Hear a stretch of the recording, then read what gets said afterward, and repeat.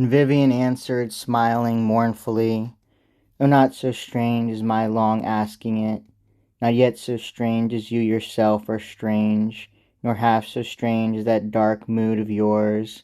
I ever feared ye were not wholly mine, and see, yourself have owned ye did me wrong.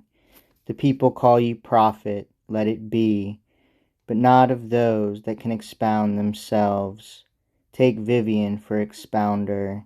She will call that 3 days long presageful gloom of yours no presage, but the same mistrustful mood that makes you seem less noble than yourself, whenever I have asked this very boon, now asked again. For see ye not, dear love, that such a mood as that which lately gloomed your fancy when ye saw me following you, must make me fear still more you are not mine, must make me yearn still more to prove you mine, and make me wish still more to learn this charm of woven paces and of waving hands, as proof of trust. O Merlin, teach it me. The charm so taught will charm us both to rest. For, grant me some slight power upon your fate, I, feeling that you felt me worthy trust, should rest and let you rest, knowing you mine, and therefore be as great as ye are named, not muffled round with selfish reticence. How hard you look, and how denyingly! Oh, if you think this wickedness in me, that I should prove it on you unawares, that makes me passing wrathful, then our bond had best be loose for ever. But think or not, by heaven that hears, I tell you the clean truth, as clean as blood of babes, as white as milk. O Merlin, may this earth, if ever if these unwitty wandering wits of mine, even in the jumbled rubbish of a dream, have tripped on such conjectural treachery, may this hard earth cleave to the nadir, hell, down, down, and close again, and nip me flat, if I be such a traitress. Yield my boon, till which I scarce can yield you all I am, and grant my reiterated wish, the great proof of your love, because I think, however wise, ye hardly know me yet."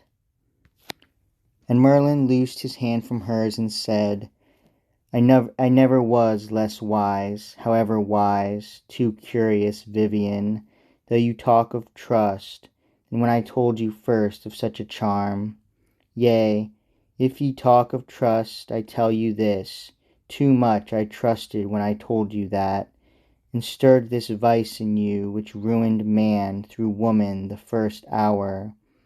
For howsoe'er in children a great curiousness be well, who have to learn themselves and all the world, in you that are no child, for still I find your face is practice when I spell the lines, I call it, well, I will not call it vice, but since you name yourself the summer fly, I well could wish a cobweb for the gnat, that settles beaten back, and beaten back settles, till one could yield for weariness.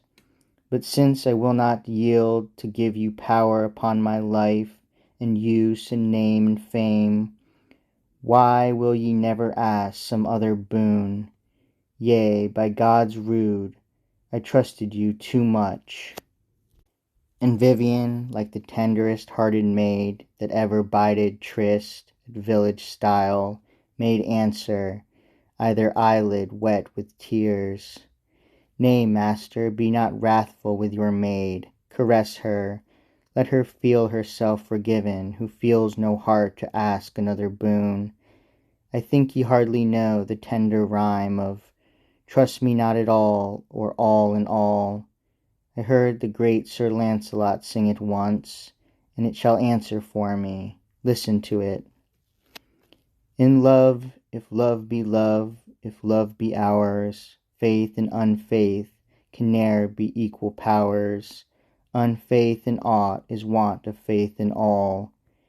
It is the little rift within the lute that by and by will make the music mute, and ever widening slowly silence all.